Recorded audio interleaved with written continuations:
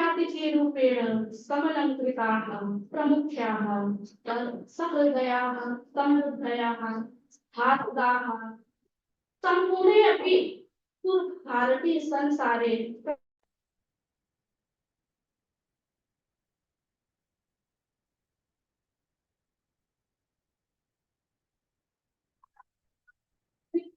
पंचशाः वा महाकवयः इति गण्यन्ते।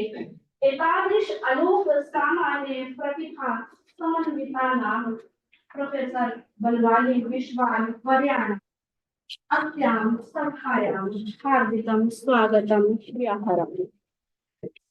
पुनश्च अभ्यन्तरं येषां काव्यकौशलं श्रावं जनाः मुग्धाः भवन्ति तथा च निखिलशास्त्रमर्मज्ञाः नीरक्षीरविवेकिनः कवीश्वराः शास्त्राचरणे प्रचारे च दत्तप्राणाः तथा विधाः आचार्याः मुख्यातिथिरूपेण मंचम् अलङ्कुर्मः। अधिष्ठाता शैक्षणिक गुणवत्ता प्रकोष्ठा केंद्रीय संस्कृत विश्वविद्यालय नई दिल्ली स्थाः आचार्याः प्रोफेसर बनवाली विश्वाल महाभागा तान् सविनयं प्रार्थये यत् स्वकीय काव्यरसधारया सभामिमाम् आप्लावयन्तु इति। आदरणीयाः आचार्याः प्रोफेसर बनवाली विश्वाल महाभागा।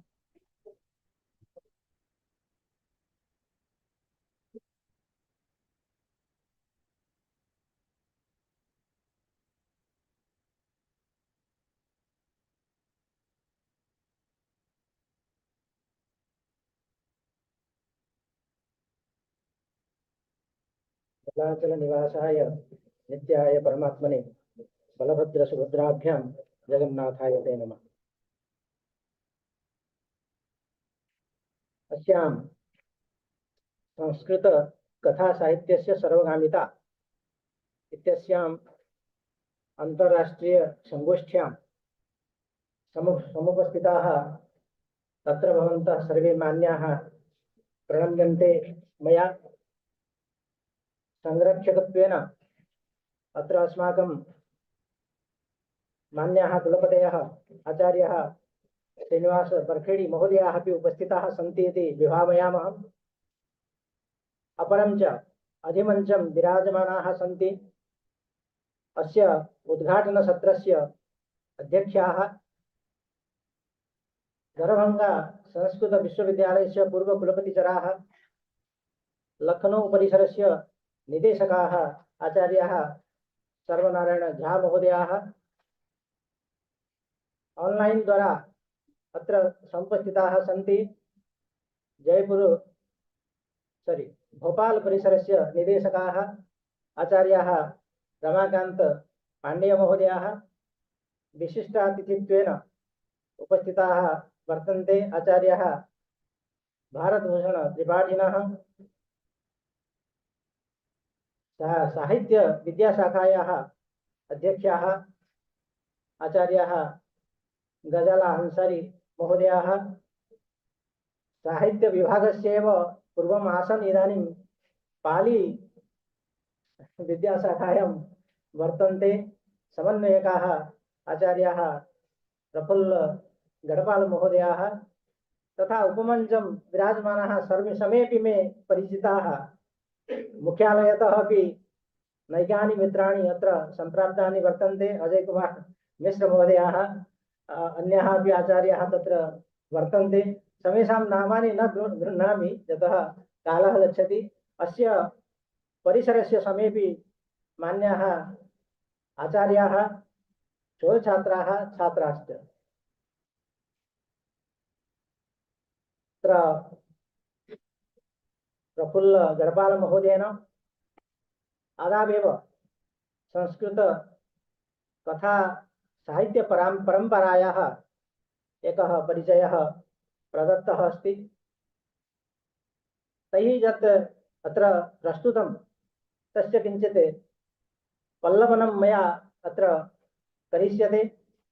वस्तुतः सामग्री जातं बहु अधिकं भवति मम पार्श्वे, अतः कथं व्यवस्थितं कृत्वा भवतः समक्षम् उपस्थापयामि इति ममापि चिन्ता एव वर्तते, तथापि यथा कालं यथामति किञ्चित् भवतां पुरस्तात् उपस्थापयिष्यामि। अत्र अन्येपि ये सञ्चालकाः वर्तन्ते, डॉक्टर शिवानंद मिश्र महोदयाः, अन्येपि ये पवन कुमार आचार्याः, प्रमोद कुमार दीक्षित महोदयाः, जान पश्यामि आचार्य रीता महोदया, अरुण कुमार निषाद महोदयाः, राम बहादुर महोदया, छोटी भाई मीणा महोदया, प्रोफेसर नेगी महोदया, सर्वे परिचिताः सन्ति। अतः एव यदा यदा पश्यामि पुनः नामग्रहणस्य उत्साहः वर्धते। अस्तु, तम् उत्साहम् इदानीं स्वपार्श्वे एव स्थापयामि। किञ्चित् मया तथा व्यवस्थितं नास्ति, तथापि मया किञ्चित् पवर् पायिण्ट् रूपेण अपि कृतमासीत्।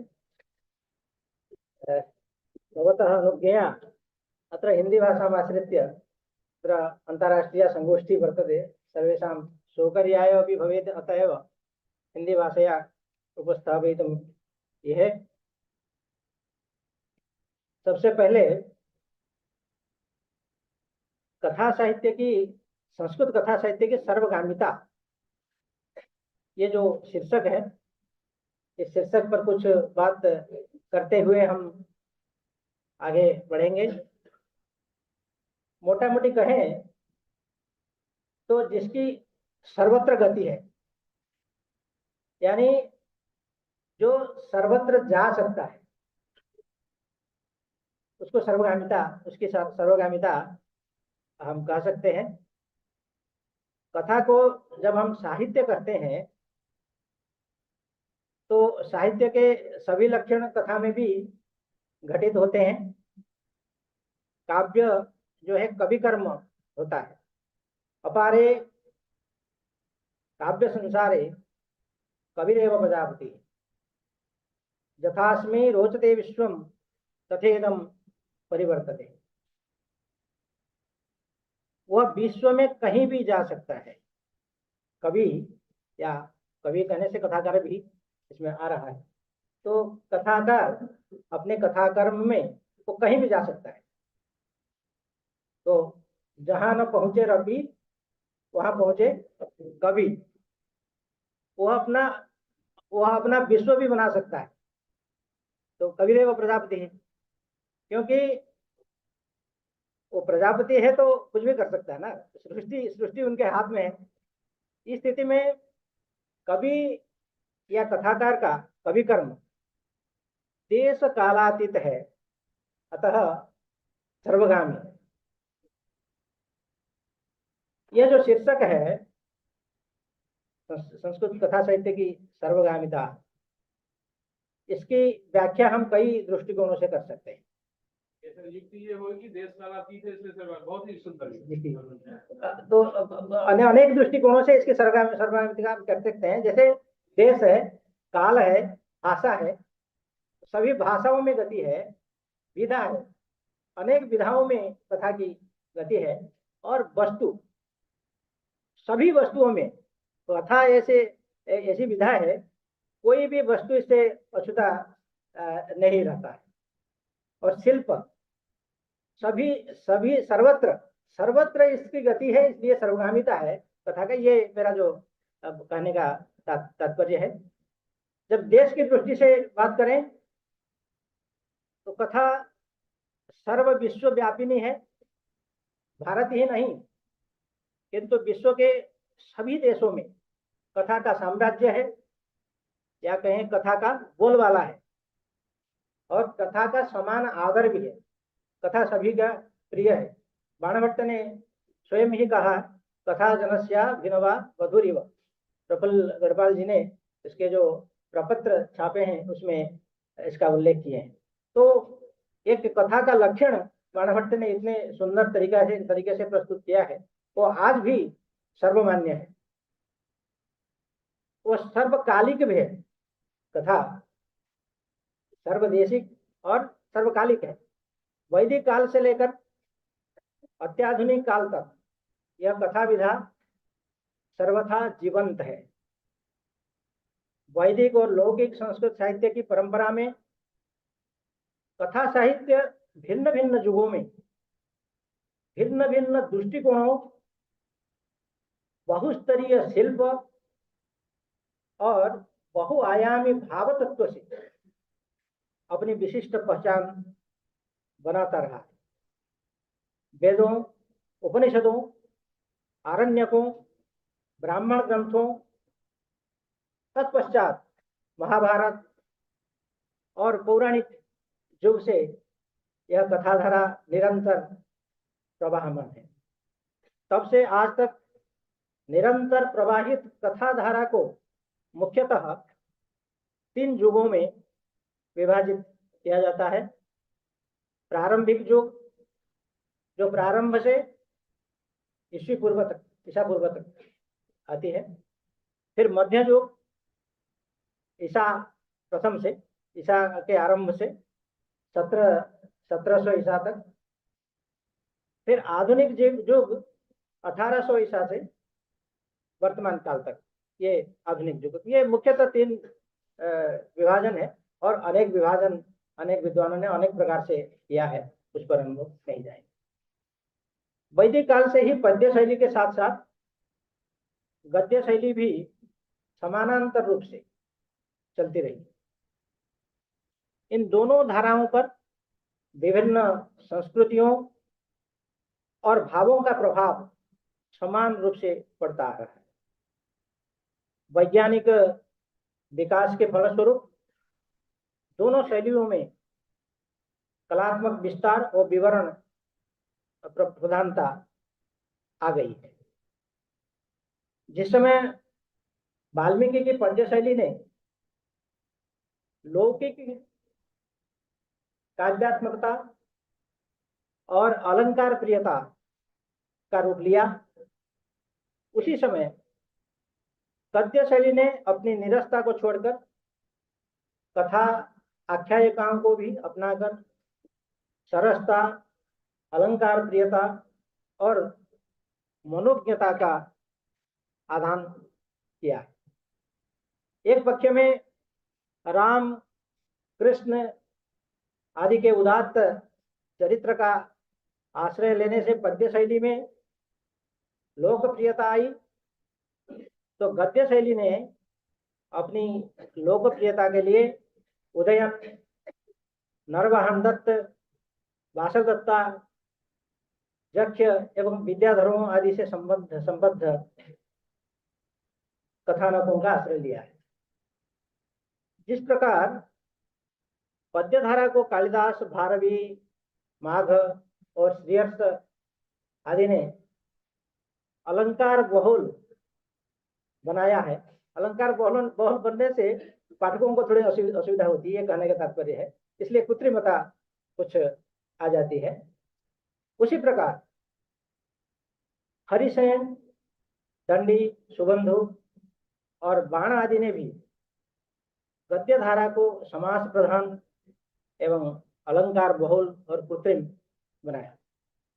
कृत्रिम शब्द की आपत्ति हो सकती है, इसलिए मैं कृत्रिम शब्द को हटाना चाहता हूं। कृत्रिमता इसमें नहीं है, कहते हैं कठिनता, क्लिष्टता। क्लिष्टता शब्द का प्रयोग करना बेहतर होगा। गंगा और जमुना की भांति इस प्रकार दोनों धाराओं का स्वतंत्र विकास होता रहा।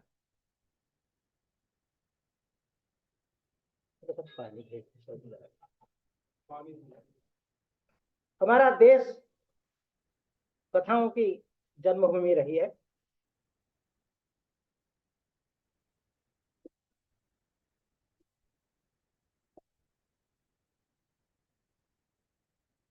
ईसा के 1000 वर्षों पूर्व अनेक लोकप्रिय आख्यानों और कथाओं की वाचिक परंपरा रही है। वैदिक काल से सूत्र या सूत्रधार आख्यान उपाख्यानों के गा करके या पाठ करके प्रस्तुत करते थे। इस प्रकार कथा साहित्य की प्राचीन धरोहर की रक्षा करते आ रहे हैं। संस्कृत ब्राह्मण की अन्य विधाओं की भांति कथा की उत्पत्ति वेदों से मानी जाती है, जैसे प्रफुल्ल जी ने अभी अपने भाषण में बताया।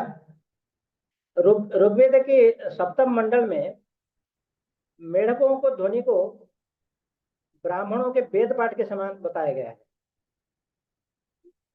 ऋग्वेद के प्रथम मंडल में जीवात्मा तथा परमात्मा को वृक्ष में बैठे हुए दो पक्षियों के रूप में व्यक्त किया गया है। द्वा सुपर्णा सजुजा सखाया, ये सब आप जानते हैं। यजुर्वेद और अथर्ववेद में पद्य के साथ साथ गद्य खंडिकाओं का भी उपलब्धता है। ऐतरेय ब्राह्मणे में भी गद्य है और संपूर्ण शतपथ ब्राह्मण गद्य में ही निबद्ध है, परंतु यह गद्य स्वर नियम के साथ बंधा हुआ है। ऐतरेय ब्राह्मण का सुनः शेफ आख्यान आधुनिक युग के कथा के समान रोचक है। बृहदारण्यक उपनिषद और छांदोग्य उपनिषद में ब्रह्म विषयक आख्यान में सुंदर गद्य का प्रयोग देखने को मिलता है।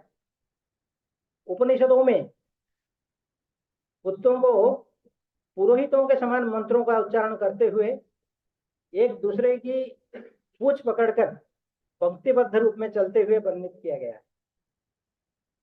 नीति कथाओं में वंश पात्रों के प्रयोग का मूल ऐसे ही स्थलों में देखा जाता है। छांदोग्य उपनिषद में एक स्थल पर एक कथा के अंतर्गत भोजन के लिए कुत्ते अपने नेता का चयन करते हैं। तस्मै श्वेतः प्रादुर्भवत में श्वान इत्यादि मंत्र है प्रथम मंडल में। इसी प्रकार एकत्र बैल, हंस तथा जल में रहने वाले पक्षी जावाल के पुत्र सत्यकाम को ब्रह्म विद्या के उपदेश देते हैं तथा अन्यत्र एक स्थान पर दो हंसों की बातचीत द्वारा रैक्य का ध्यान आकर्षित किया जाता है। शतपथ ब्राह्मण की कथाएं संस्कृत गद्य साहित्य की प्रथम अवतारण है, ऐसा कहा जा सकता है। वहां विशेष करके दो कथाएं प्रसिद्ध हैं। देवों तथा असुरों में पृथ्वी का विभाजन, पृथ्वी में लुप्त विष्णु की खोज और वेदों की प्रतिष्ठा, एक कथा इस तरह से है। और मनु, मत्स्य और जल प्लावन की कथा जो आप लोग जानते हैं वो भी कथा प्रसिद्ध है। महाभारत में अनेकशः चूहे, बिल्ली, कौवे, श्रृगाल आदि को राजनीतिक शिक्षा प्रदान करने का माध्यम बनाया गया है। विद्वानों ने प्रायः इसी प्रवृत्ति को पंचतंत्र का आधार बताया। महाभारत में आदि पर्व, वन पर्व, शांति पर्व में अनेक कथाएं पंचतंत्र की जन्मदात्री हैं, ऐसा माना जाता है। इसमें शांति पर्व में उपलब्ध सोने के अंडे प्रदान करने वाली चिड़िया की कथा, धार्मिक बिल्ली की कथा, चतुर श्रृगाल की कथा, इस तरह से 12 नीति कथाएं ये कथा साहित्य के विकास के क्रम में सहभागी बनती है। ये महाभारत की कथाएं। बौद्ध जातक कथा के बारे में प्रफुल्ल जी भी बता रहे थे। इस बारे में प्रफुल्ल जी ने बताया है और आगे भी वो चर्चा करेंगे। फिर भी थोड़ा सा मैं इस पर बात करते हुए मैं आगे बढ़ना चाहता हूँ। प्रायः ईसा पूर्व 380 के लगभग बौद्ध जातक कथाओं के अस्तित्व को स्वीकार किया जाता है। इनमें बोधिसत्व के बानर, मृग आदि जन्मों का उल्लेख मिलता है। इन कथाओं का पंचतंत्र की कथाओं से अत्यंत साम्य है। जैन जातक ग्रंथों में भी तीर्थंकरों के पूर्व जन्म की कथाओं को रोचक शैली में निबद्ध किया गया है। इनमें आर्यसुर की जातक माला विशेष उल्लेख्य। इसके अतिरिक्त 150 ईसा पूर्वी जो महर्षि पतंजलि का समय है। महर्षि पतंजलि ने अहिनकुल, काकोल लोकीय जैसी नीति कथाओं को जन्मजात शत्रुता के उदाहरण के स्वरूप वर्णित किया है। महाभाष्य में कथा की सूचना प्रदान करने वाली लोकोक्तियों का भरमार। तो महाभाष्य की व्याख्यान शैली रोचक है, संवादमयी है, और इसलिए ये कथा का सादृश्य उसमें भी देखने को मिल सकता है। तो बृहद कथा की चर्चा हमारे प्रफुल्ल जी भी कर रहे थे। तो मूलतः वो पैशाची प्राकृत में लिखा हुआ ग्रंथ है। तो ऐसा ग्रंथ है जो लुप्त होकर के भी अभी वो बृहद कथा मिल नहीं रहा है, लेकिन इनके अनेकों रूपांतरों के माध्यम से ये विश्व में अभी अस्तित्व में है। वो ओरिजिनल बुक नहीं है, लेकिन इनके रूपांतरों इतने हैं। तो इससे बृहद कथा का क्या स्वरूप है हम लोग जान रहे हैं। रामायण और महाभारत के बाद बृहद कथा का संस्कृत साहित्य पर सर्वाधिक प्रभाव है। गुणाढ़ को व्यास और वाल्मीकि के समान वंदनीय माना गया है। गुणाढ़ का समय 78 ईस्वी के आसपास है माना जाता है। कहा जाता है कि मूल ग्रंथ में 7000 श्लोक थे। जो बृहद कथा में 7000 श्लोक की वो कथा है।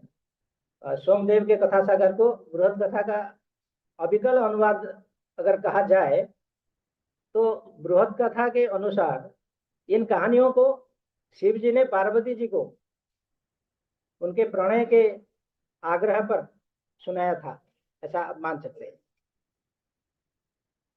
तो कथा सरित सागर की भी चर्चा हुआ है। ये अनेक लंबकों में विभक्त है। लंबक कहा जाता है जहाँ कथा का विश्राम, लंबक या लंबक ऐसा कहते हैं। जो कथा का विश्राम जहाँ होता है उसको लंबक या लंबक कहते हैं। तो शिव पार्वती को ऐसी कथा सुना रहे थे। तो ये प्रायः कथा सरित के सभी लंबकों में ये पद्य प्रायः आता है।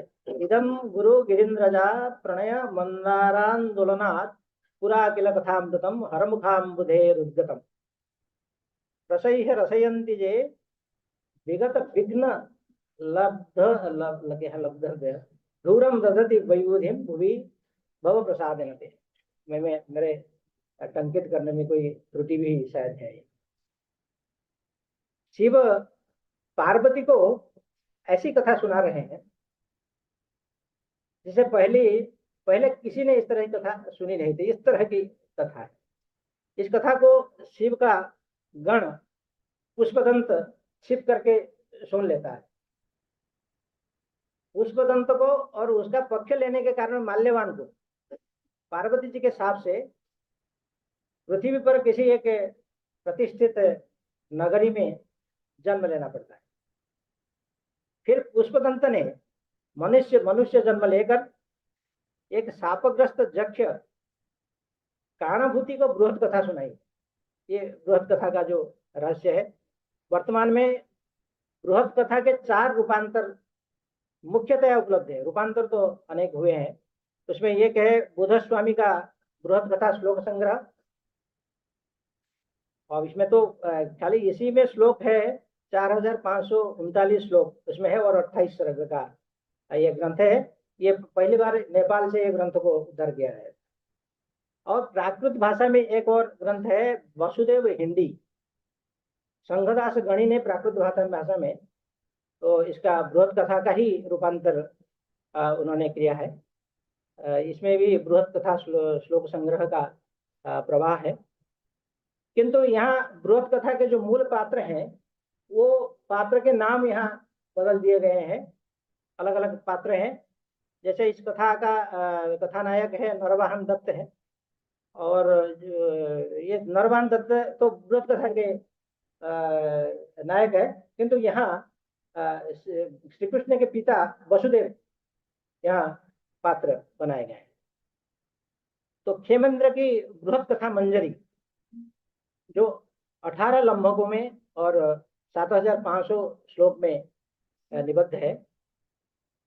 तो इसमें जो 18 लम्भकों के नाम है उसमें साक्षात कथा का प्रयोग है। जैसे कथा पीठ, एक लंबक का नाम कथा पीठ, कथा मुख, इस तरह से नरवाहन जन्म और अन्य मदिरावती, पद्मावती इत्यादि, सूरत मंजरी, इस तरह से 18 लंबक इसमें है। इस कथा में कलिंग की राजकुमारी मदन मंचुका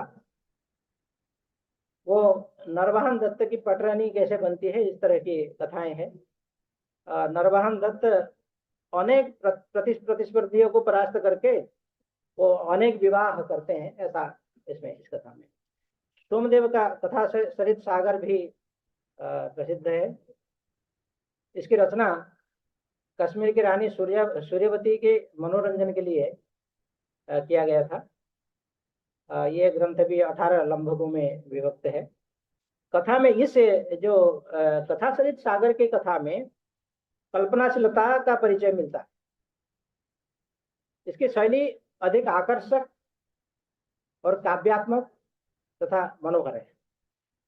इन कथाओं में धूर्तता, प्रवंचना, मारकाट, उसका यथार्थ चित्र इसमें देखने को मिलता है। यहाँ धूर्तों और जुआरियों की कथाएं, महापुरुषों की कथाएं, पतिव्रताओं तथा पुंसचलियों की कथाएं, मूर्खों और चतुर लोगों की कथाएं इसमें है। तो इसलिए ये कथाएं बहुत समाज के निकटतर होने के कारण बड़े लोकप्रिय है। और अभी बौद्ध प्रथा ग्रंथ का हमने यहाँ उल्लेख किया है, तो इसकी चर्चा करेंगे तो बहुत लंबा हमारा व्याख्यान जा सकता है, इसलिए इसको संक्षेप में ही हम आगे बात करना चाहेंगे। तो कथा साहित्य के विकास में बौद्ध और जैन कवियों का बड़ा महत्वपूर्ण योगदान रहा है। तो बौद्धों के जो अवदान साहित्य की एक स्वतंत्र सत्ता है। जातक ग्रंथों के तुल्य अवदान ग्रंथों में भी बुद्ध के प्राचीन जन्मों के विशिष्ट गुणों का वर्णन मिलता है। तो इसमें एक अवदान शतक है, जिसको चीनी भाषा में तृतीय शताब्दी में अनुवाद कर लिया गया था। इसके लेखक का नाम अभी भी ज्ञात नहीं है, या अभी ज्ञात हुआ होगा, मैं नहीं जानता हूँ, लेकिन हमने जहाँ से ये तथ्य लिया है वो अज्ञात लेखक ऐसा यह है। इसमें बौद्ध विचारों के आधार पर 100 वीर गाथाओं का संकलन है। इसमें नैतिक पक्ष की प्रबलता होने से साहित्यिक पक्ष गौण हो जाते हैं। तो इस तरह से दिव्यावदान एक है ग्रंथ है। इस ग्रंथ के एक भाग को महाजन सूत्र कहा जाता है, तो दूसरा जो प्रधान भाग है उसको हीनजान संप्रदाय का माना जाता है। तो इस तरह से जातक माला है। मैं सभी कथाओं पर अभी नहीं जा सकता हूँ। इसमें बोधिसत्व के पूर्व जन्म की कथाओं की कहानी और संलाप रूप में, मतलब संवाद के रूप में वहाँ दिया गया है। प्रथम जातक व्याघ्री जातक को छोड़कर शेष सभी कथाएं पाली जातकों से ली गई। इस तरह से जैन कथा ग्रंथों में एक है उपमिति भव पंच कथा एक है, और प्रबंध चिंतामणि, प्रबंध कोश, ये अभी तो केवल नाम ही मैं बता पाऊंगा। भरकट द्वात्रिंशिका, कथा रत्नाकर, ये जैन मुनि हेम विजयगणी ने इसकी रचना की है। और जो भरकट द्वात्रिंशिका, यह ग्रंथ जो है मूर्खों की कथाओं का अनन्य संग्रह है। मूर्खों की कथा उसमें बड़े रोचक ढंग से प्रस्तुत किया गया है। इसी तरह से श्रेष्ठी कथानक और बाल गोपाल कथानक, आचार्य जीन कीर्ति ने ये कथानक लिखा है। और उससे थोड़ा सा बाहर आगे हम आते हैं, हमारे जो गद्य परंपरा है उसमें बासव दत्ता का नाम सबसे पहले आता है, क्योंकि सबसे पहला गद्य काव्य माना जाता है। तो 7वीं शताब्दी का है सुबंधु कृत बासव दत्ता। बासव दत्ता में कंदर्प केतु और बासव दत्ता की प्रेम कथा वर्णित है, आप लोग जानते हैं। तो संस्कृत का यह है। इसमें अनेक रूढ़ियों का प्रयोग है। जैसे नायक नायिका का प्रत्यक्ष मिलने के स्थान पर पहले स्वप्न से मिलना, पहले स्वप्न से मिलेंगे, फिर प्रत्यक्ष मिलन होगा। पक्षियों की बातचीत से नायक को नायिका की प्राप्ति का मार्ग मिलना। कहीं कहीं कथावक्ता सुख सुख को कथावक्ता कहीं कहीं इसमें माना गया है। जादुई घोड़ा और आकाशवाणी का प्रयोग भी इसमें वासवदत्ता में है। तो शब्द क्रीड़ा की प्रधानता के कारण भावपक्ष यहाँ दुर्बल है, ऐसा समालोचकों का मानना है। तो अब हम सभी रचनाओं पर विशेष बात नहीं कर सकते। मैं कुछ इन कथाओं का क्या वैशिष्ट्य है, मतलब सुबंधु के वासवदत्ता का क्या वैशिष्ट्य है, दशकुमार चरितम का क्या वैशिष्ट्य है। तो दंडी दंडी की रचना दशकुमार चरितम है। तो दंडी के बारे में कहा गया है, कबीर दंडी कबीर दंडी कबीर दंडी है न संशया। और जाते जगति वाल्मीको कबीरित्यभिधा भवत कबीति ततो व्यासे कवयस कोई दंडिनी। इस तरह से दंडी की प्रशस्ति है। अब दंडी के 10 राजकुमारों की कथा है। जैसे आप लोग जानते हैं, मगध के राजा राजहंस ने मालव नरेश मानसार से पराजित होकर अपनी रानी वसुमती के साथ विंध्य के वनों में आश्रय लेते हैं और वहीं राजमहल का जन्म होता है। और राजमहल के जो 10 मित्र हैं, 10 राजकुमार हैं, उनके जो कथा है, उनकी कथा है ये।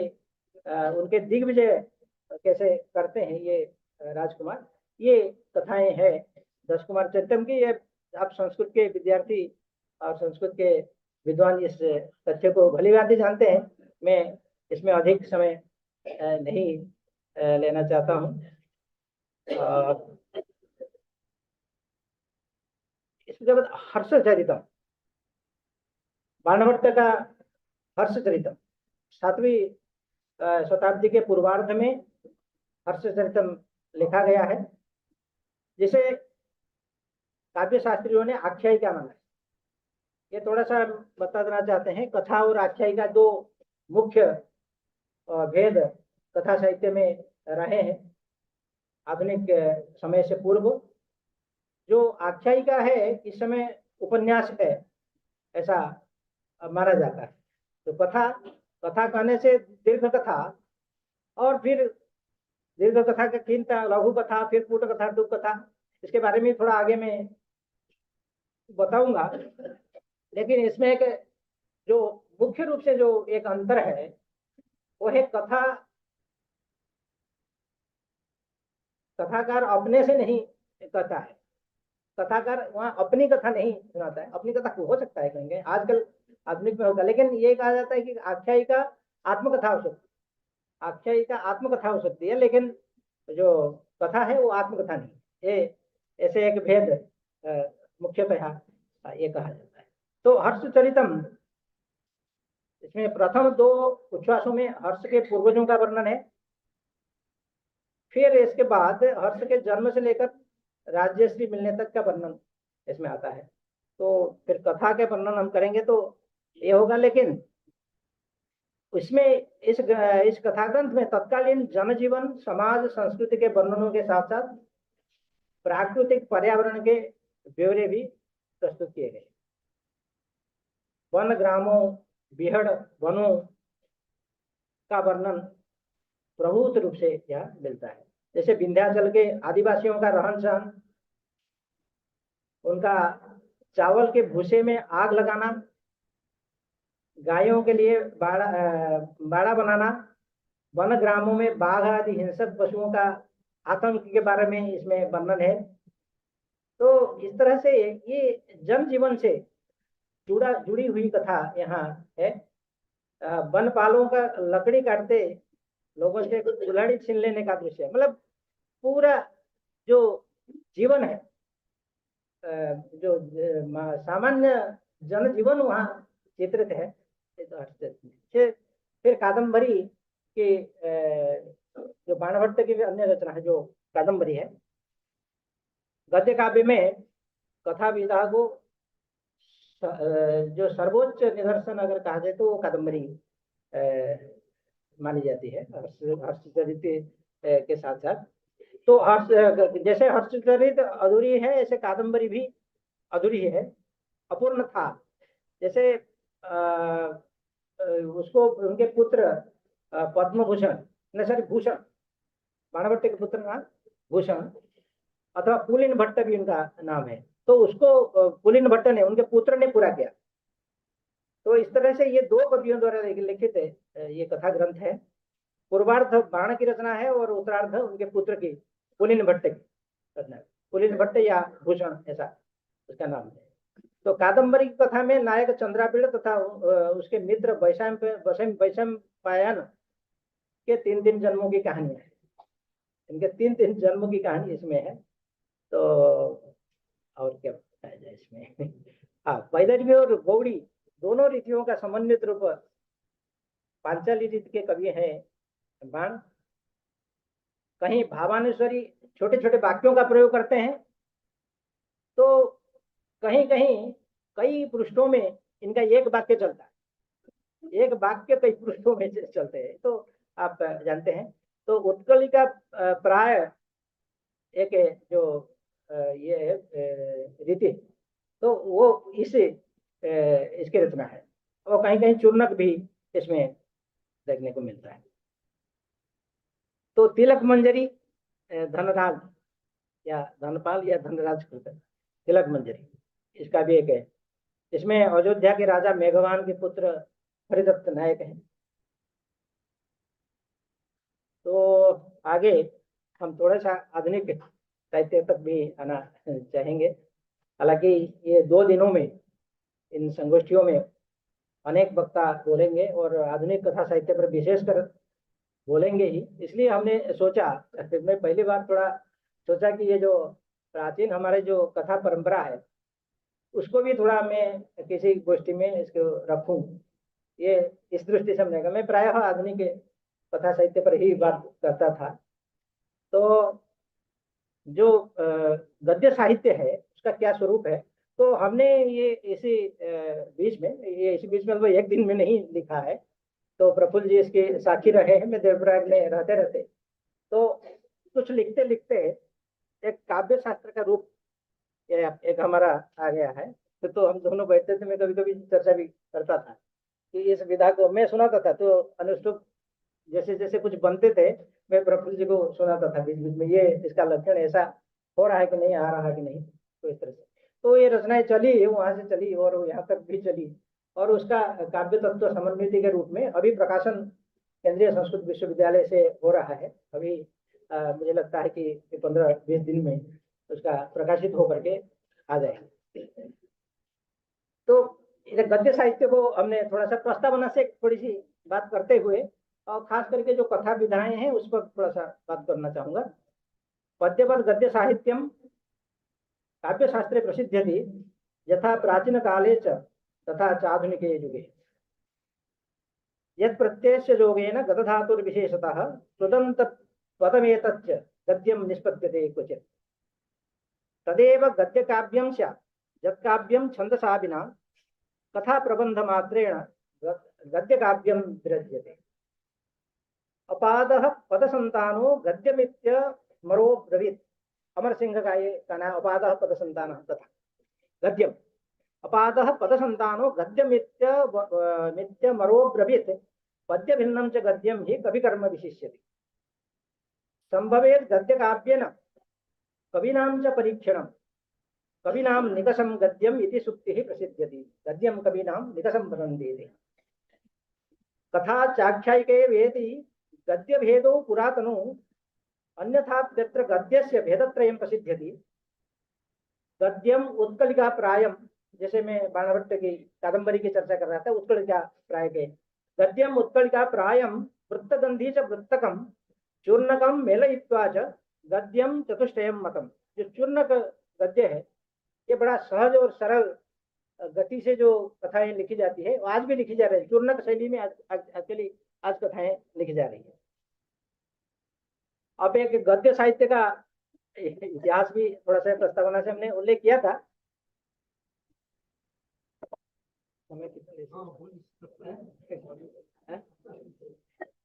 हाँ, तो गद्य साहित्य के, ये तो लंबा है, गद्य साहित्य का इतिहास हमने बड़े विस्तार से लिखा है, लेकिन 2-4 पद जी जी जी। सुनेंगे तो सबके लिए बहुत ही तो मैं पूरा इतिहास को अभी नहीं बता रहा हूँ, वो हमारे पुस्तक में आप इसको पढ़ सकते हैं, लेकिन दो चार मैं इसमें से सुना हुआ है। गद्यबंधो भवेद भिन्न पद्यबंधा च सर्वथा न सन्ति प्रायशो जत्र छंदो लक्षण छंदो लयादयो गुणाः पद्यबंध परित्यागो गद्यबंधे तो निश्चितम। इसको थोड़ा बड़ा कर देंगे क्या अभी ये जो क्या है वो, ये जो ऑटो फ्लो में पढ़ नहीं कर रहा हूँ शायद, नहीं ऑटो फ्लो में नहीं आ जाएगा, फिर शुरू से चला जाएगा। अच्छा ठीक है, थोड़ा धीमे में। गद्यबंधो विविध सॉरी पद्यबंध परित्यागो गद्यबंधे सुनिश्चितम भाव भाषा रसानां च परिपाकोस्ति परिपाकोपि संभव। संस्कृत गद्य काव्य से चर्चा पुरातनी मता भरतनाट्य शास्त्रे च संकेतश्चास्य लभ्यते।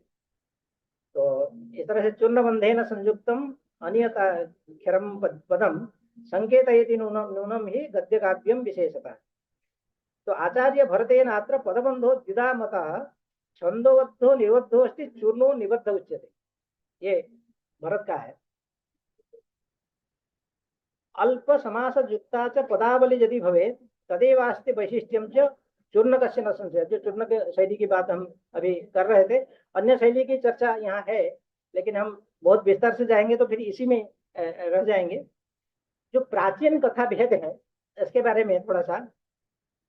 प्राचीना तो कथैवास्ति विधापि नवीना मता कथ धातुश्च निष्पन्ना प्रबंध कल्पना कथा। प्रबंध कल्पना कथा ये तो काव्य शास्त्रियों ने बताया है। प्रबंधस्याभिधायस्य कल्पना च कथा मता प्रबंधेन कल्पना भी कथा भवितुमर्हति। बहुनृता कथैव स्यात् शोकसत्वा भवेत् पुनः आख्यायिका प्रसिद्धा अस्ति जाच परंपराश्रिता। ये कोई भी नई बात नहीं बता रहा हूँ, जो आचार्यों ने काव्य शास्त्रियों ने बताया उसको मैं कार्यबद्ध किया। जो पहले हम प्रस्तावना भाग में जो गद्य साहित्य का इतिहास जो बता रहे हैं, इसमें हम कोई नई बात नहीं कर रहे हैं। तो जो आचार्यों का मत है उसको पहले लाया। फिर जो नई विधाएं आई है, जैसे लघु कथा से लेकर के आगे जो विधाएं हैं, जो ना प्राचीन काव्य शास्त्रों में था, ना अभी तक जो आधुनिक काव्य शास्त्र लिखे गए हैं। कुछ लघु कथा इत्यादि का लक्षण तो है, लेकिन सभी जो नवीन विधाओं के लक्षण उसमें नहीं था, इसलिए उनके लक्षण में हमने इसमें किया। तो मुझे लगता है कि हमको इसी में ज्यादा जाना पड़ेगा। बहुनृता कथैव स्यात् शोकसत्वा भवेत् पुनः आख्यायिका प्रसिद्धा अस्ति या च परंपरास्थिता। प्राचीन काव्यशास्त्रेषु कथा भेदाश्च केचन यथा चाग्निपुराणे तो बंधाधृताश्च पंचदा। अभी अग्निपुराण की चर्चा हो गई है, तो इस तरह से मैं इस पर ज्यादा बात नहीं करते हुए एक मिनट। तो गद्य काव्य के जो भेद है, अभी के जो भेद उपलब्ध है, उसमें उपन्यास प्रसिद्धोस्ति गद्य काव्य विशेषता कथा बहुविधा सन्ति दीर्घ लघु स्पशा विधा। दीर्घ कथा, लघु कथा, स्पश कथा, और भी कथा है। टुप कथा च कथा व्यंग्या ललितात्म कथा पुनः यात्रावृत्तम निबंधश्च पत्र साहित्यमेव च। तो टुप कथा और पुट कथा प्रायः पर्यायवाची है। तो पुट कथा मतलब एक पृष्ठ में जो लिखी जाती है, एक पृष्ठ या आधे पृष्ठ में, और टुप कथा अति संख्यक होने के कारण आधे पृष्ठ में हो जाती है। तो और जो ललित कथा है, ललित निबंध जो पहले था, केवल आज ललित कथा भी हो गई है। ललित निबंध में भी तो निबंध तो उसमें ज्यादा रहता है, कथा का उतना ये नहीं रहता है, लेकिन ललित कथा में तो उसमें कथांश भी जुड़ा रहता है। जीवन चरितम ख्यातम ख्याता दैनंदिनी पुनः पत्रकारितया हास्य कणिका विनोदात्मिका। ये मुख्यतः कुछ कथा भेदों को, आधुनिक कथा भेदों को हमने गिनाया, लेकिन कथा के और भेद हैं, मैं आगे जाकर के कहने वाला। तो जो प्रमुख गद्य विधा, ये जो हम कह रहे हैं, जो विधा की सर्वगामिता है, जो हम शीर्षक को लेकर ही चल रहे हैं। जैसे विषय के ये पहले देश को लेकर के, फिर काल को लेकर के, फिर विषय को लेकर के, क्या क्या विषय उसमें आए हैं। तो विषय की सर्वगामिता के साथ साथ विधा की जो सर्वगामिता है, जो आधुनिक युग में अन्य विश्व साहित्य में, केवल भारतीय साहित्य नहीं, अन्य विश्व साहित्य में जो जो विधाएं आई है, वो सभी विधाएं अभी वर्तमान के संस्कृत कथाओं में आ गई हैं। इसलिए विधाओं की सर्वगामिता इस संस्कृत कथा में है। तो कथा कहने से आप जानते हैं कथानक वल्ली, कथा द्वादशी, पुनर्नवा इत्यादि कथा संग्रह है। ये राजेंद्र मिश्र जी का कथानक वल्ली कलानंद शास्त्री जी का है। लघु कथा मेरे ही कई लघु कथा संग्रह है। निर्वस्वनः, जिजीविषा इत्यादि, राजेंद्र मिश्र जी का चित्रपर्णी, केशव चंद्र दास के उर्मी चूड़ा और राधा वल्लभ त्रिपाठी के स्मित रेखा, तो ये आते हैं लघु कथा की कोटि में। और अति लघु कथा जो टूप कथा, तो कथा लिखनी शुरू किसने की सर? टूप कथा तो पहले भी रही होगी, लेकिन टूप कथा का प्रचलन, ये टूप कथा विशेषांक है कि 2001 के करीब करीब जो संस्कृत का क्या संस्कृत वर्ष का ये हुआ था 2003 में या 2002 जो हुआ था, उस समय जो विश्वास जी ने एक विशेषांक निकाला था संभाषण संदेश का, उसमें टूप कथा विशेषांक करके दिया था और कुछ छोटी छोटी कथाओं का इसमें संग्रह। तब से लोग जाने कि ये टूप कथा है, क्योंकि मीमांसा की एक टीका है टूप टीका, वहां से वो टूप शब्द को संक्षिप्त अर्थ में लेकर के ये टूप कथा का प्रचलन हुआ। फिर बाद में जो लघु कथा छोटी छोटी कथाएं लिखे उसको टूप कथा कहने लगे। पहले इसको टूप कथा, लघु कथा तो थी और छोटी छोटी कथाएं तो थी, लेकिन उसको टूप कथा नहीं कहते थे। लेकिन पुट कथा इससे पहले प्रचलित थी, टूप कथा से पहले पुट कथा का प्रचलन पहले था। और फिर स्पर्श कथा एक हुआ जो डिटेक्टिव स्टोरी, तो उसका नारायण दास ने एक संग्रह ही लिख दिया उस पर। ये भी स्पर्श कथा विशेषांक एक संभाषण संदेश का निकला। तो संभाषण संदेश का एक जो साहित्य को बड़ा योगदान है, तो क्योंकि इसका पाठक बहुत है, तो संभाषण संदेश के पाठक अनेक होने के कारण इसमें जो साहित्य छोटी छोटी कथाएं भी एक छपती है तो उसको लोग पढ़ते हैं। पहले मैं जब संभाषण संदेश में कथा भेजता था, उसमें जहां मेरा नाम सुनते थे तो अच्छा आपका कथा संभाषण संदेश, वो ऐसी चीज थी पहले। वो स्पर्श कथा, इसमें नारायण दास ने एक हत्याकारी कहा के नाम से एक संग्रह ही निकाल दिया। तो अब इस तरह से कांतारा कथा, तो वो जो जंगल स्टोरी है, तो मोगली की कथा को आधार करके राजेंद्र मिश्र जी ने एक कांतारा कथा लिखा जो हमारे केंद्रीय संस्कृत विश्वविद्यालय से छपी है। तो फिर हास्य व्यंग्य की कथा प्रमोद चंद्र नायक ज्यादा लिखते हैं, प्रशस्य मित्र शास्त्री इत्यादि ने लिखा है। एक बाद में पंडु कल्याण एक संग्रह पूरा, और इनके बाद कई इनका संग्रह आ गया है इनका प्रमोद चंद्र नायक का, प्रमोद कुमार नायक। तो पत्र कथा प्रफुल्ल कुमार मिश्र ने एक पत्र साहित्य ये लिखा है। उपन्यास में बहुत उपन्यास लिखे गए हैं। उपन्यास की जो श्रृंखला ऐसे लगा दी थी केशव चंद्र दास जी ने 16 उपन्यास, और उस समय वो लिखे और इसके बाद फिर नहीं लिखे। अब मुझे लगता है कि वही संख्या सबसे ज्यादा होगा एक लेखक के द्वारा लिखा हुआ उपन्यास अभी वो केशव चंद्र दास के शीतल कृष्णा इत्यादि है, और रामकरण शर्मा जी के रईस सीमा इत्यादि अनेक उपन्यास है। अंतरदाह एक उपन्यास है रामकिशोर मिश्र का है। और ललित निबंध इसमें मकार महामेलकम इस तरह से है। और यात्रा वृत्त पर पाश्चात्य यात्रा वृत्तांत और भारतीय यात्रा वृत्तांत पद्य में भी लिखे गए और गद्य में भी लिखे गए। तो इस पर से नीति कथा या लोको कथाओं का एक भेद चला है। तो विषयगत वर्गीकरण भी कथाओं के किया जा सकता है। संस्कृत की अपार लघु कथा को विषयगत रूप में अगर वर्गीकृत करेंगे, जैसे प्रकृति और देव देवताओं के मानवीकरण के संबद्ध कथाएं हैं, पशु पक्षी संबद्ध कथाएं हैं, भूत पिशाच राक्षस की कथाएं हैं, जौन कथाएं हैं, प्रहेलिकागत कथाएं हैं, ऋषि कथाएं, और भी कुछ नीचे है और दिख नहीं रहे हैं। तो फिर लोको कथाओं का एक विषयगत वर्गीकरण किया जाए। उपदेश कथाएं, रहस्य कथाएं, ऐतिहासिक कथाएं, पर्वतों तथा नदियों से संबद्ध प्राकृतिक कथाएं, देवता एवं अप्सराओं से संबद्ध कथाएं, तो इस तरह से नीतिगत कथाएं। तो हमारा जो कहने का तात्पर्य है, मैं थोड़ा सा अपने ये पर, तो आधुनिक संस्कृत कथाकार कौन है आप सब जानते हैं। अजय जी स्वयं एक समीक्षक बैठे हुए हमारे सामने हैं। तो प्रशस्य मित्र साथ ही नारायण दास, राजेंद्र मिश्र, रविंद्र कुमार पंडा के भी कुछ संग्रह आए हैं, प्रमोद कुमार नायक उनकी कथाओं का संग्रह है, केशव चंद्र दास, अनेक रत्नाकार हुए हैं। और इससे पहले जो पंडिता क्षमाराव भट्ट, मथुरानाथ शास्त्री, इन लोगों से कथा परंपरा शुरू हुई है और आज के युग में अनेक कथाकार हुए हैं। तो अर्वाचीन कथा भेद है, उसमें कथाया बहुभेद आस्तु चाधुनिक युगे मता लघ्वी लघुता, इसको शायद हमने बोल दिया गया। मैं एक्चुअली इसको पावर पॉइंट को बहुत व्यवस्थित नहीं बना पाया क्योंकि जल्दी जल्दी में वो इधर था उधर था, तो थोड़ा इधर उधर कर दिया। शिल्प प्रतीक बिंबेश्च निबद्धेयम कथा क्वचित लघु दीर्घ स्वरूपम च साहित्य समकालिके।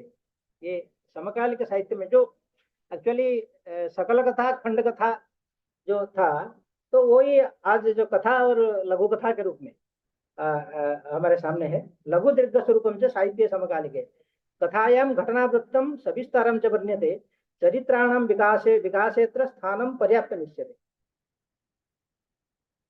उपन्यासांश भूतायां चारुगद्य चमत्कृतिः भूमिका नैक पात्राणां कथा विस्तार सर्जने। एवं तो अवान्तर कथा भेद अनेक है। कथा भेद प्रकारश्च सन्ति भिन्न प्रकारकाः प्रसिद्धा वर्तन्ते नूनं तेष्वव धारणात्मकाः। लघु कथादि भेदानाम् अत्रांतर भावयिष्यते महत्वपूर्ण भेद एवं साहित्य समकालिके। ये अवान्तर कथा अवधा। फिर कला तत्व आधृत कथा है। एक कला तत्व समाधृत्य कथा भेदाश्च केचन वार्तालाप प्रधानाश्च घटना प्रमुखा पुनः कार्यकलाप मुख्याश्च कथाः भवन्ति काश्चन कथाः चरित्र मुख्याश्च प्रभाव प्रधानाः पुनः वातावरण मुख्याश्च कथाः सन्ति च काश्चन परिपार्श्व प्रधानाश्च कथ्यन्ते ते तु चान्यथा। तो हम क्या एक्चुअली मैं अभी समझ नहीं पा रहा हूँ क्या क्या बताऊँ आपको। तो विषयगत जो बातें हैं वो जो हमने अपने व्याख्यान में बता दिया, इसलिए इसका मैं ये नहीं करूँगा। मैं सीधा ये जाऊंगा कि जो तुक कथा इत्यादि का जो थोड़ा सा लक्षण आपको बता दूं कि जो लक्षण अन्यत्र नहीं है, जो हमने थोड़ा किया है, इसको थोड़ा सा बता देंगे। मैं अपनी वाणी को विराम दूंगा। तुक कथा का ऐसा हमने किया है। युगे संघर्षशीलेस्मिन् प्रतिस्पर्धा परायणे सर्वेषां समयाभावो नितरां दृश्यते क्वचित् स्थाने दीर्घकथानां च यथा लघ्वी कथा भवत् तद्वत् लघु कथा स्थाने चाति लघु कथा पुनः। एक दिनात्मिका क्रीडा यदि लघु कथा भवेत् विंश शतकात्मिका क्रीडा टुक कथा फालकस्य वै। तो क्रिकेट में जो आप टेस्ट ये सीरीज से फिर वनडे आया, तो वनडे को आप लघु कथा कहेंगे तो जो 2020 है वो टुक कथा है, ऐसा हमने इसको कहा। एक दिनात्मिका क्रीडा यदि लघु कथा भवेत् विंश शतकात्मिका क्रीडा टुक कथा फालकस्य वै। संक्षिप्तार्थेऽपि टुक शब्दः सुप्रयुक्तोऽस्ति वाङ्मये टुक कथा कथ्यते चात्र संक्षिप्तावयवा पुनः। पुटकथोच्यते जास्यात् चैकपुटात्मिका कथा पुटकथा क्वचित् तत्र टुक्कथार्थे प्रयुज्यते। इस तरह से डायरी विधा वो एक अलग विधा है। इस समय दैनंदिनी ये इसमें भी कई रचनाएं हमारे सामने आ चुके हैं। संस्कृत गद्य साहित्य आधुनिक युगे पुनः दैनंदिनी विधा काचिर नवीना च विधा मता उच्यते डायरी विधेयसा चांगल नामानुसारिणी एतदात्मकथायाश्च रूपं वै परिवर्तितम्। आत्मकथा विधायां च पूर्णातीतः प्रकाश्यते दैनिकानुभवस्तत्र दैनंदिन्या च लिख्यते। दैनंदिनी में दैनिक अनुभव लिखा जाता है, ये आत्मकथा में पूरी कथा इसमें आ जाती है। यही है दैनंदिन्यां न लालित्यम आत्मकथा जादृशम आत्मकथा विनिर्माणे दैनंदिनी सहायिका। और भी आगे उसके लक्षण में कुछ है, लेकिन मैं इससे आगे थोड़ा सा ये थोड़ा बड़ा कर देते हैं। और आगे इसमें गद्य काव्य से दृष्टि न महत्वातिशायिनी स्पष्ट कथन वैशिष्ट्यम नैकट्यम लेखकेन वै एवं पर्याय भूता च दैनंदिन्याश्च दैनिकी इदमित्थम स्वरूपेण लक्षणम नास्य दृश्यते। इस तरह से हमने और दो कुछ है। तो पत्र कथा विदुषा लिख्यते जत्र लेखकेनाथ विदुषा लिख्यते पत्रम लेखके नाथ केनचित् तस्य साहित्यिकं रूपं भवेत् तत्र प्रकाशितम्। पद्येन लिखितं पत्रं पत्रकाव्यं यदुच्यते गद्य विनिर्मितं तच्च पत्रकथा निगद्यते। वैदेशिके च साहित्ये स्वीकृता च विधा नवा गद्य काव्य विधात्वं च तस्यापि भारते क्वचित्। आत्मीयं लिख्यते पत्रं ह्यन्तरंग क्षणेषु वै साहित्यिकं च सौंदर्यं यदि तत्र भवेत् पुनः अभिव्यक्ति कला दृष्ट्या मनोहर हरति चेत् पुनः तदेव पत्र साहित्यं गद्ये पत्रकथा मुखा। तो चित्रकथा, ये चित्रकथा को भाई जो कॉमिक्स कहते हैं अंग्रेजी में, जो कॉमिक्स है उसका प्रचलन है। चित्राणाम माध्यमेनात्र कथानां प्रस्तुतिर्जतः लोके चित्रकथानाम्ना नवा विधा प्रसिद्ध्यति। प्रायशोत्र कथा सन्ति चेतिहास पुराणयोः, इतिहास पुराण की कथाएं चलती हैं यहाँ। और अतिमानव संबद्धा भवन्ति वै तथा क्वचित, सुपरमैन की कथाएं इसमें आपको ज्यादा चित्र कथा में देखने को मिलता है। कथाबंध तथैव स्यात् यथा बाल मनोहरेत् भाषा भावादि विन्यास बालोचितस्तु सर्वथा। ये बाल कथा के, चित्रकथा वस्तुतः एक बाल कथा के रूप में इसका प्रस्तुति होती है। भारते सर्वभाषासु चित्रकथा विशिष्यते कथैषा चांग्ल भाषायां कॉमिक्स नामना प्रसिद्ध्यति। भाषाणां भारतीयानां प्रभावोत्र विस्वभावतः एवं आंग्ल भाषायाश्च प्रभावः तो क्वचित पुनः इस तरह। तो रेखा चित्रकथा एक और एक कथा का विधा है। रेखा चित्रे ही कथा चेत् स्यात् रेखा चित्र कथोच्यते। रेखास्थाने च शब्दानां प्रधानता भवेत् पुनः अतएव विधा चेयं शब्दचित्रं च कथ्यते यत्र चात्यल्प शब्दैश्च कथा कलात्मिका भवेत्। स्केच, जो स्केच कहते हैं अंग्रेजी में, स्केचेति चांग्ल शब्देन चित्रकला तो बध्यते चित्रकारेण रेखा भी तत्र दृश्यांकनम भवेत्। इस तरह से आगे उसका लक्षण और है। साहित्य से प्रसंग हेतु रेखा चित्रम तो विद्यते जत्र कलात्मकै शब्दै साहित्यम रच्यते नवम वस्तुतो गद्य काव्येषु विधा चेयं विशिष्यते शैल्यां वैशिष्ट्यमस्यास्ति विधांतराच्च के किंचन। अब इस तरह से आ गया। हाँ, ये स्पर्श कथा और त्रासद कथा, इस तरह से 2-3 कथाओं का और लक्षण बताते हुए, और सभी विधाओं का लक्षण तो हमने किया है, लेकिन अभी सभी पर जाना संभव नहीं है। मुझे लगता है कि समय काफी हो गया, बस थोड़ा सा खत्म करता। तो ये जो स्पर्श कथा है, कथा चेद अपराधीया परिशोधात्मिका पुनः प्रतिशोधात्मिका हत्या क्वचित दर्शनाश्रिता। अब स्पर्श कथा कैसे होते हैं, आप वो जो धारावाहिक आजकल जो सब चल रहे हैं, CID OID चलते थे ना पहले, बहुत सारे धारावाहिक नहीं, तो एक्चुअली वो नारायण दास जी ने जब, हाँ, उसी स्टाइल को, उसी कथा को फॉलो करके उन्होंने ऐसे लिखा। तो प्रतिशोध भी होती है वहाँ और हत्या भी होती है। कथा चेद अपराधीया परिशोधात्मिका पुनः प्रतिशोधात्मिका हत्या क्वचित दर्शनाश्रिता। कथारंभे कथा मध्य रहस्यनुम भवेत् ध्रुवम्। सस्पेंस होना जरूरी है। अब गुप्तचरैः रहस्यं च कथान्तेन प्रकाश्यते। प्रायो गुप्तचरार्थे तो स्पर्श शब्दः प्रयुज्यते एवं मन्वर्थ नाम्ने सा स्पर्श कथा महीयते। ये त्रासद कथा एक नई कथा की विधा है संस्कृत में। कथायाः सर्जनं प्रायः परिवेशे भयानके उद्दीपन विभावश्च भीतेस्तु परिपोषकाः। स्थानं च निर्जनं प्रायो रात्रेः विभीषिका क्वचित् कुक्कुरशृगादीनाम् अकस्मात् भर्षणं पुनः। आलुलायिता केशाचित् श्युतशाटी परिहिता भ्रमति निर्भयं रात्रो गृहीत्वा सिक्थवर्तिकाम्। एक महिला एक कैंडल लेकर के सफेद साड़ी पहनते हुए निकलेगी, जैसे पिक्चर में जैसे दिखाते हैं, या एक कार जो है खड़ी और स्वयं बिना चालक का चल पड़ी।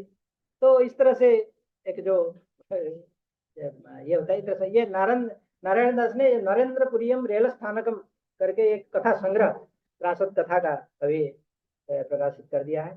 और कांतार कथा जो हमने बताया था, कथा वन संबद्धा स्यात् बाल मनो विनोदिनी भाषा भी सरला तत्र शैली कथानुरूपिणी स्वाभाविकं भवेत् तत्र चारण्य तथा तथ्य वर्णनम कथा कांतार नाम्नी सा पशुपक्षी कथान्विता।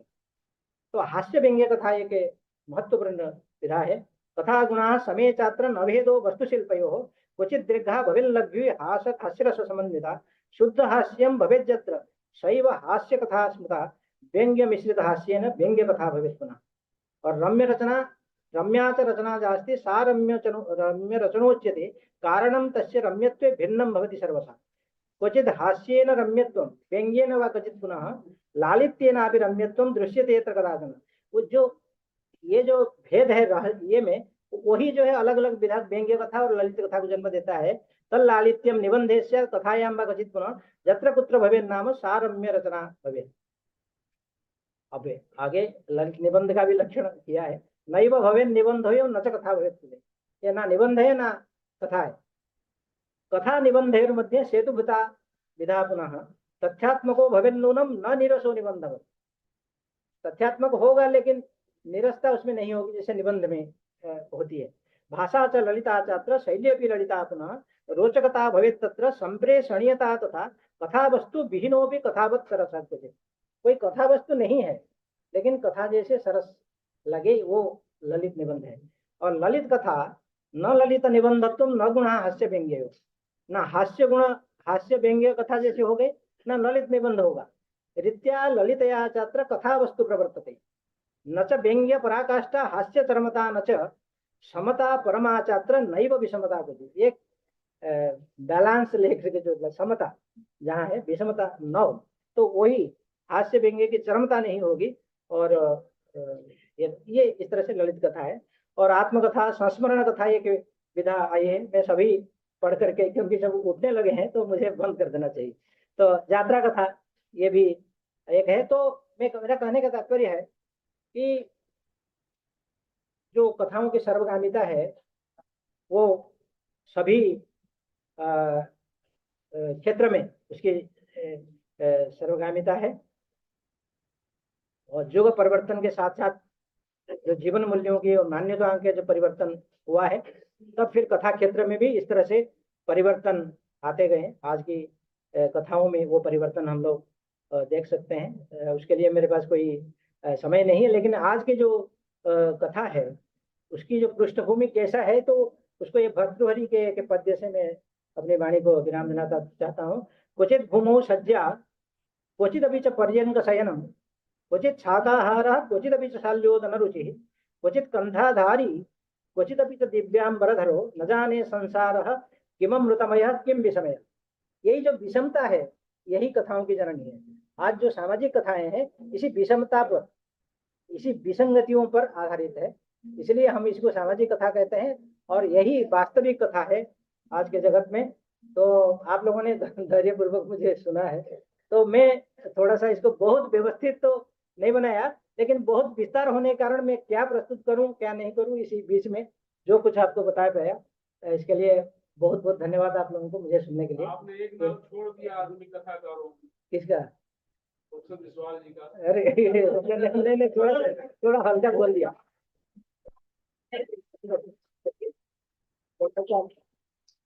हाँ चलिए क्या है मैं अभी समीक्षक के रूप में उपस्थित हूँ तो अपनी कथा की समीक्षा नहीं कर रही है तो हाँ तो वो इसलिए तो चलिए वो बहुत बहुत धन्यवाद।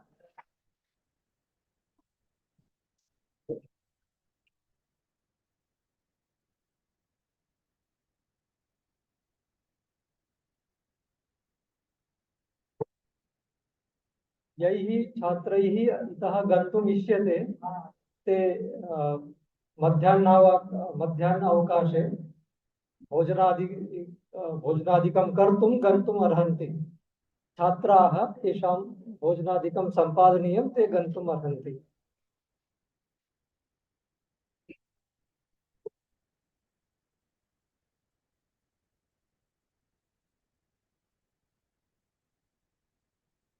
मुख्यातिथिनां आदरणीयानां प्रोफेसर हनुमान विद्वान महोदयानां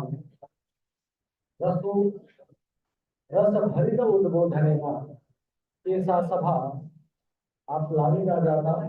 अतः तेभ्यः महोदयेभ्यः सदति धन्यवादाः। सौभाग्य है कि हम इस शताब्दी के महान कथाकार कवि लोगों से साक्षात्कार हो रहे हैं। ऐसे ही कवि कथाकार वैयाकरण और दार्शनिक आज मुख्य अतिथि के रूप में हमारे बीच में हैं प्रोफेसर बनमाली विश्वाल जी। हम आपके प्रति भी कृतज्ञता ज्ञापित करते हैं कि आप इस परिसर में पधारे, हमारे निवेदन को स्वीकार किए, मुख्य अतिथि के रूप में आज आप उपस्थित हुए और आपने कथाओं के विभिन्न स्रोतों का उसके विधाओं पर बहुत गहराई से प्रकाश डाला कि हम लोगों के लिए वो आगे पाथेय का काम करेगा। निश्चित तौर पर जो शोध छात्र हैं उनके लिए आगे काम करने के लिए बहुत पाथेय मिला है। हम आपके प्रति निदेशक जी की ओर से, कार्यक्रम आयोजकों की ओर से आपके प्रति हार्दिक कृतज्ञता ज्ञापित करता हूं